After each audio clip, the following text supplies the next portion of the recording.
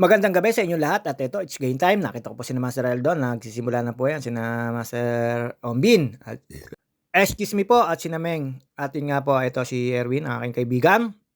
At ayan po si Bear, aking kasapi at si Jeff. Ayan, hindi niya akalain na darating ako. Siyempre, kailangan natin mag-flex muna. At yun nga po, sila unang laro. At sa hindi naman sinamampalad, dalawang talo kami. Hindi na masama, dalawang talo, walang win. Pero siyempre, laro-laro lang. Ayun naman, siyempre, adjust tayo. Matagal tayo hindi nakapaglaro. Yung mga tira natin ay medyo malalay. Ayan, takbuhan po sila. Takbuhan, sina Ninong, sina Edom, ayan po, magkakasapian, tapos sina Toto, ayan, syempre, na habang naglalaro tayo nung second game, may nanggugulo po dito, yun nga po, syempre, akala nila naka-live, din nila alam, ay, naka-record lang, at mag-e-edit, ayun nga po, syempre, eto tayo, tuwing Sunday po yan, alam nyo naman po, na lagi ko po nga yan, mga ka-teammates ko yan. Hindi ko kami mag-iwa-iwalay niyan kahit po maglimahan lang. Ayan, habang nag-ano tayo, nagsasapatos. Siyempre, second game tayo. Inaantay ko dyan si Pinsan Oyo na hindi naman dumating at hindi raw dumating yung kanyang yaya ng kanyang anak. At yun nga po, eto, dire-diretso lang po tayo dito ng pagsasapatos. At syempre, second game tayo. Alam niyo naman ang mangyayari dito. Kailangan natin magsapatos. At yun nga po, dalawang talo. At kami ni Bear, pumunta kami, hindi ko akalain na si Kuya Olan pala na matagal kong kasama sa City Hall ang pupuntahan namin. Pagdating namin dyan, medyo nakakaya. At shoutout nga pala po sa mga nakalaban na nakakampi ko, sina Master Rombin, Master Eldon, si Bear, si Erwin, Master Ombin, si Ninong, si Edom, si Jeff Piliosas, at saka po yung ibang mga tropa natin dito na naglalaro, sina Bernard. At siyempre, hindi mawawala si Master Eldon dyan. Ayan, nagsapatos ko kami, magkatabi kami na Bear. Ayun nga, nagtakatawanan kami ni Bear pag uwi namin. Nailibing na pala si Kuya Olan. Hindi ko akalain na si Kuya Olan ang pupuntahan namin. Ayun nga po, eto, dire-diretso lang sa paglalaro dito. Prepare lang po tayo. At alam niyo naman po, ang susunod na game may kami na. At yun nga po, panalo sina, dyan, yung kalaban. Sina Ming. Talo po sina Ninong dyan. Siyempre, lose to lose daw. At talo rin po kami. Wala naman po tayong gagawin dyan kundi matalo na matalo. Hindi, adjust lang po tayo pero nakakashoot pa rin naman. At inaalalayan lang po natin ng mga kanon. Siyempre nasa edad ka na, hindi na pwede yung takbo dito, takbo doon habang nag-uusap kami, habang nagkakakwentuhan. Kinunan ko ulit ng video ang mga tropahan dyan. Ayan, mga bitanya po yan. Ayan, si Edom, nakita nyo naman po yan. Sinutan. Siyempre, alam nyo naman, pagka mga ganito nasa edad na, hindi na ho pwede takbuhan ng takbuhan. Kami ay ala-alalay na lang sa laruan, pero papawis na lang po. So, sobrang lamig po naman ay hindi ko kami masyadong pawisan. At siyempre, shoutout nga pala po sa mga taga-Pitanya dyan. At sa sina Jello, shoutout sa inyo. Ayan, at takbuhan lang po sila ng takbuhan dyan. At still po ni Edom at saka ni Master Ombin. Takbuhan uli. At Ninong, ayan, uy, muntik pa. Takbo uli. Ayan, mabilis lang man po ang laruan yan.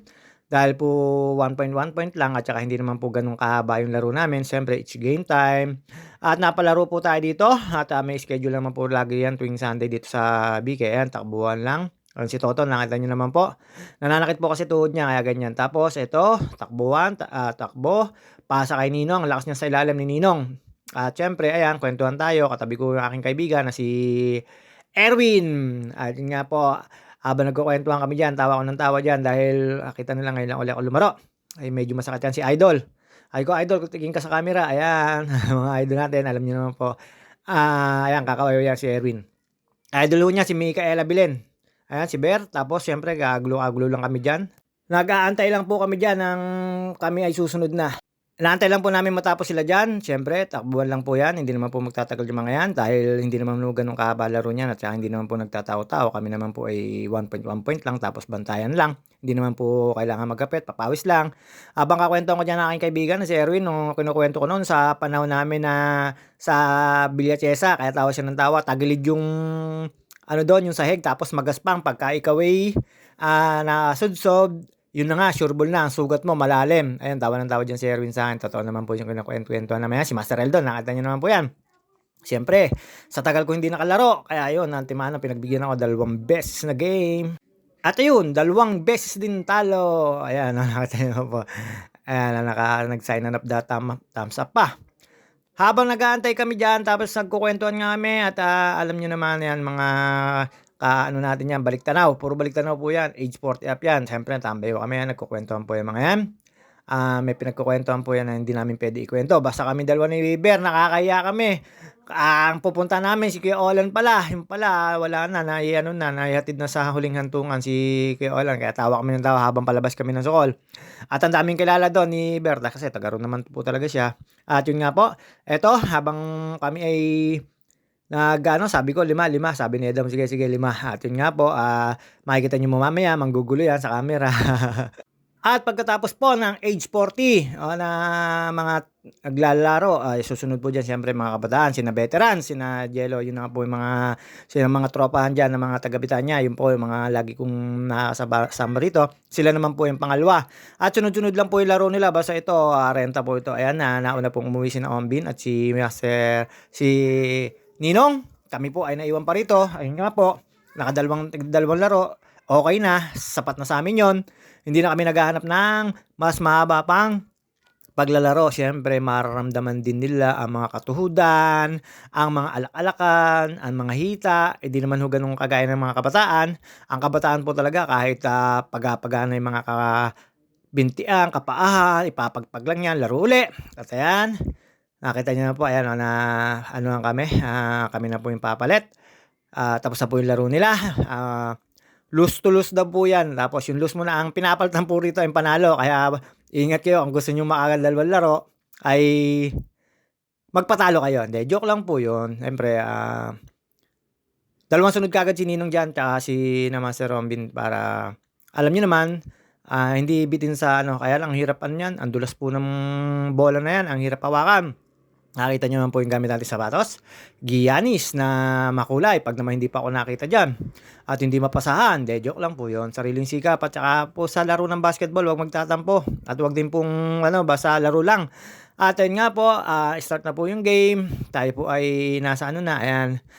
Dumating po dyan na. Huling-huling dumating po dyan si Jepoy. Jepoy Arcita, ang kapatid ni Edom. At syempre, ayan, habang naglalaro kami dyan. Game na game yan. Andiyan po yung mga kabataan natin na susunod sa amin. Cut lang tayo. Unang tira, lagabog. Pero may foul po yun. Puro lagabog na po yung tira natin dyan. Wala na po tayong magagawa dyan. Yan nakikita nyo pang pabalik-balik na anak ni, apo ni Ate Jojo. Siyempre, hindi rin iba yan. At anak ni Lisette, anak ni Ate Jojo, kapatid ni Japet. At yun nga po, siyempre, napangasawa noon na si Jepoy Arcita. At kaya hindi po iba. Bamangkin po natin Bengyan.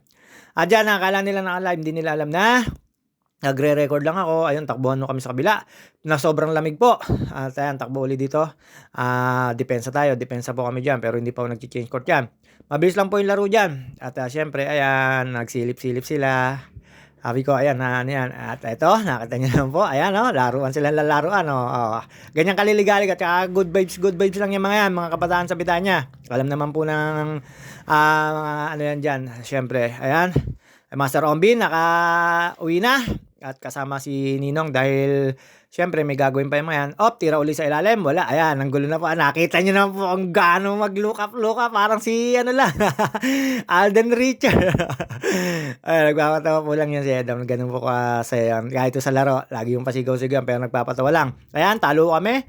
Pangalawang laro, pangalawang talo. Ayan, pahinga na lang po kami. Ayan si Doy, ang aking kasapi. Meron nung kami kasaping isang bata. Ayan, inom na lang po tayong tubig.